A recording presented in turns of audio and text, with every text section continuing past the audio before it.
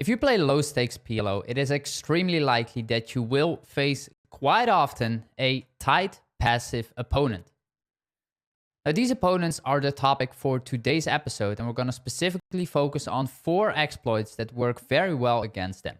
But before jumping into these exploits, let's learn more about what are the general tendencies of tight passive poker players. When we think about tight passive poker players, the general trend for them is that they are very conservative players. They have a very low risk tolerance.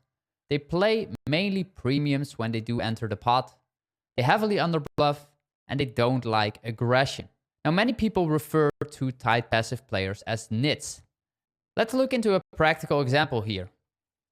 A tight passive player can be recognized based on his HUD stats. One of the tendencies that they have is that they have a very low VPIP, meaning these players, they don't like to play many hands. Secondly, they have a very low 3-bet frequency.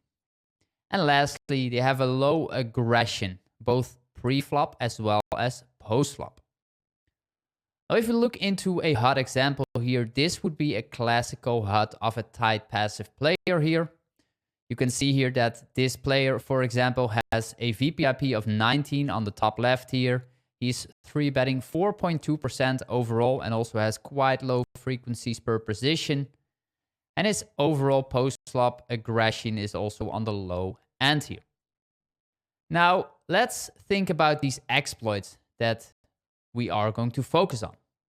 The first exploit I would like to highlight towards all of you is that against these players, it is extremely profitable to steal more than you normally do against other players.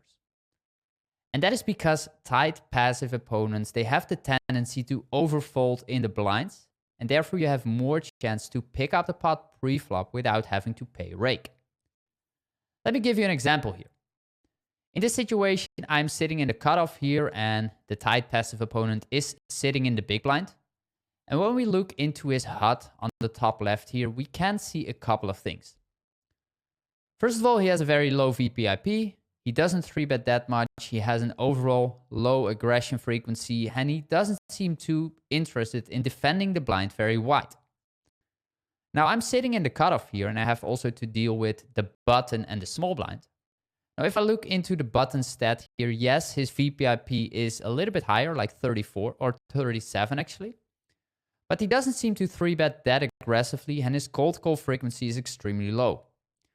Now, this tells me something, that he's probably going to limp a lot of hands, especially because his RFI stats by position are also very low, meaning that whenever he enters the pot, he's probably limping in, and overall, he's not doing that much raising or cold calling or 3-betting. Now, we also have to deal with the small blind, who is irregular in this instance. He is a little bit on the wider end, but overall, the small blind is, of course, the most tight position overall. And therefore, I'm not too worried about the small blind for this player. Now, if the small blind or the button would be a little bit tighter, even I think we have a very profitable raise from the cutoff with a ton of hands here. Now, in this instance, we do have 2 players on my left that do tend to play some hands, so I have to be still a little bit selective, but the gist of it is here that I want to point out is that if you sit in the cutoff, for example, and you have a very tight player in the big blind, you should open yourself up to potentially raising more hands than you normally do. Especially if you have blockers to your opponent's 3-betting ranges, it's more likely your steal will get through.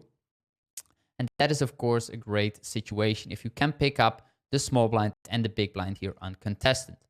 So keep that in mind, whether you're sitting in the cutoff or you're sitting on the button, for example, and the tight passive player is sitting in the big blind.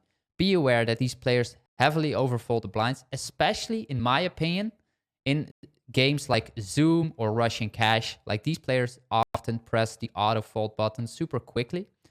Let's continue here by talking about exploits versus tight opponents and look into the next one, which in my opinion is overfolding versus 3-bets. Tight passive players have a tight 3-bet strategy pre-flop, and therefore you have to make sure to fold more than you normally do against an average 3-bet frequency. Okay, so here we are in the PLO Trainer web app, and I got a solution open here where MP open raises and the button is 3-betting. The button will 3-bet 6.7% here in the GTO setting, and he actually comes back to MP. You can see that his range should fold 38.8%, call 45.2%, and 4-bet 16%. And I want to illustrate a couple of things here that, in my opinion, are interesting to learn more about how to play versus 3-bets, and especially if your opponent's range becomes tighter. Here I'm filtering down for single-suited one-paired hands here without an ace and without having two pairs in our hands. And you can see that all these hands we are folding 67.4 and continuing by calling 32.6. So you can see, first of all, that we are anyway going to fold a ton here. And I think, first of all, many of you watching actually continue wider here than they should. Now, what I want to illustrate to all of you is the fact that if your opponent's range becomes tighter, that many of these calls will become like worse calls, basically. We're going to win less money, basically. If you scroll all the way up, you can see the EV of each hand here in the middle. For example, the best one, Queen, Queen, Jack 10 single suited, has an EV of minus 2.73. And this is from a starting point of minus 3.5, which is our initial investment. However, if you scroll down here the list, you can see that quite quickly most of these hands will become like much more close, basically, and much more closer towards minus 3.5. You can see a hand like Queen, Jack, Jack 9 single suited.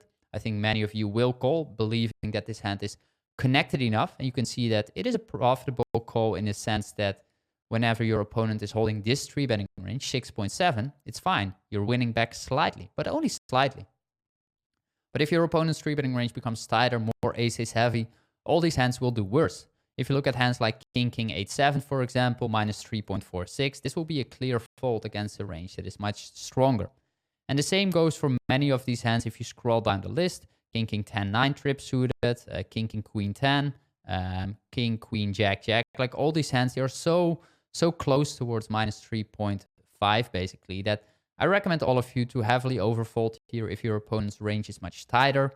Don't worry about the slight EV miss potentially. It's much better to not risk coming into this situation against an opponent who is just dominating you completely with a very, very strong range. And the majority of these hands, unless extremely well connected, I think it's fine to continue them. But if not, just make sure to fold the majority of them. What I also want to add to all of you is the single-suited rundowns here playing versus a 3-bet. You can see that we are folding, first of all, a ton of these hands, 60%, and we're calling only 36. You can see that on top we are calling the very best ones, makes a ton of sense here. 3 Broadway cards with an ace, completely fine. And we are winning back quite a bit here, so these are great calls. However, you will see that there are a couple of interesting takeaways here. First of all, if you compare the single-suited rundowns with an ace, where we are only calling 19.6%, or not having an ace calling 95%, it will tell you that it's a much better situation to actually call if you don't have an ace. And that is because the ace is not really a grayed out, because it's so often going to be dominated by your opponent. So you'd rather not have an ace than that you have an ace. If you look at the EVs here for hands that don't have an ace, you can see that they do all fairly well. There's no hand that is extremely close towards minus 3.5, except for the trip suited here, which are fine folds, I think. But especially if you look into the ace-high hands, you will see that the majority of these hands, unless you are very well connected and you have 4 Broadway cards basically, you can see that the majority of these hands are very quickly leaning towards like a very marginal call actually against a 6.7% 3-bet. If your opponent 3-bets tighter, make sure to just fold these hands because they will become unprofitable against an ace-ace heavy range. You can see all these hands, ace, queen, jack 3, single suited, like it is a call in the GTO setting, but against a very tight range, it is extremely likely that these hands will become unprofitable here. So keep that in mind, single suited rundowns, don't overcall them against a lot of these players. Let's continue here with talking about the next exploit that, in my opinion, works very well, that is important to implement, and that is overfolding versus 4-bets.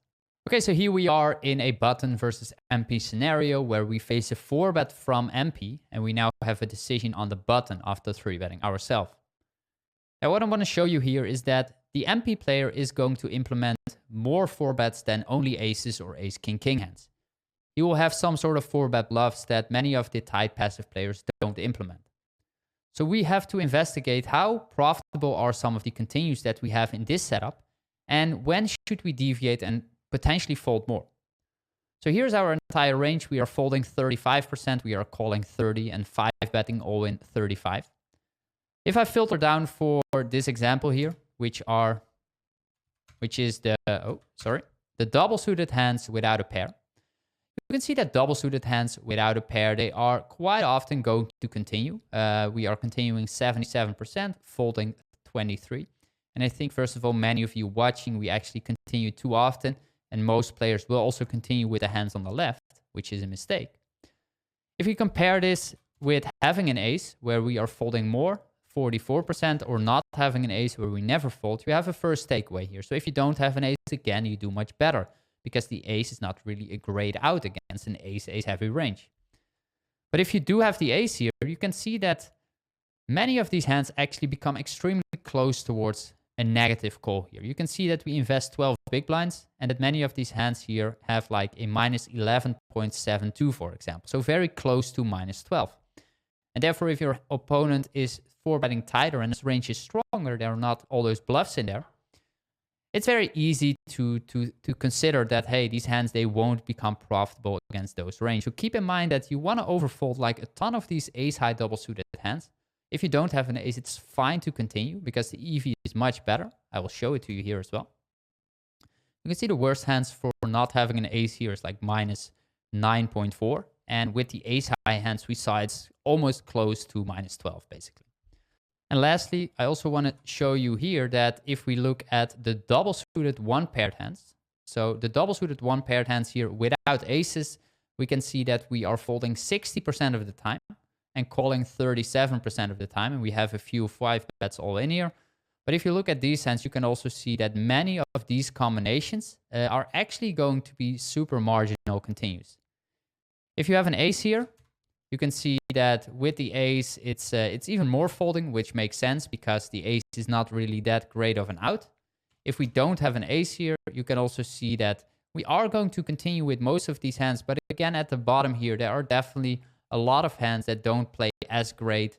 King, King, Jack 9, Jack, Jack 9, 7, King, King 9, 8. Like all these hands, they are fine calls if your opponent is 4-betting Jack 9, 8, 7 double suited. But if he's not doing that, then these hands just don't do that well against aces. So keep in mind to overfold here. Now, the final exploit I would like to discuss today is increasement of aggression against tight passive opponents. Now, these players don't like to play big pots, or they don't like aggression overall. They have a low risk tolerance.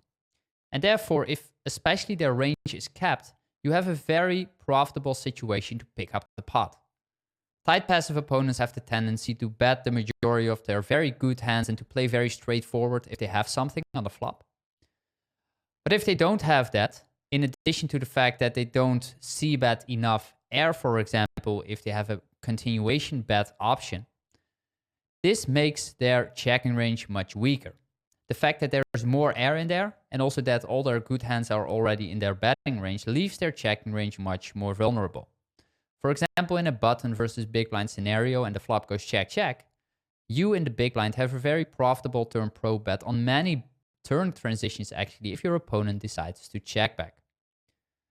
Now, I think this is a profitable situation and it works extremely well against these players because especially if you bet on the larger end here on turn and potentially on the river, you will force them out of the pot super often.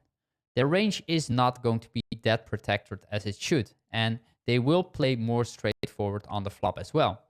So if their range becomes capped, for example, in this situation, but also if you have the opportunity to delay c-bet, for example, after your opponents are checking back in position, I think you have a very profitable spot in many situations to go for a delay c-bet there and to pick out the pot, even if you don't have any equity or maybe like a slight blocker there. You just can get away with taking a ton of stabs there and picking up the pots because capped ranges from these players are much weaker. So I think that is very important to remind yourself of to really fight for every pot because they are not going to do it. So if you start doing that, you have a great opportunity to pick up more pots there. Okay, let's wrap it up here, guys, with the final takeaways of today's session. We spoke about stealing more versus tight passive opponents, especially if they sit in the blinds. Overfold versus 3 bets, as well as overfolding versus 4 bets, because their ranges are so strong and much tighter than generally. So you have to become aware of the fact that very low EV calls there or continues now become negative calls. And lastly, increasement of aggression. These players don't like overall aggression, so you really want to fight for as many pots as possible against these players. If they show aggression back to you, if they do fight for the pot as well, then take it easy, take a step back and see, hey, they probably have something. But if they don't, then you have a great opportunity to pick up a lot of pots there and to just steal all these flops or turn pots. Okay, that's going to wrap it up, guys. Thank you very much for watching. Hope you enjoyed this. This was Luke for the PLO Mastermind.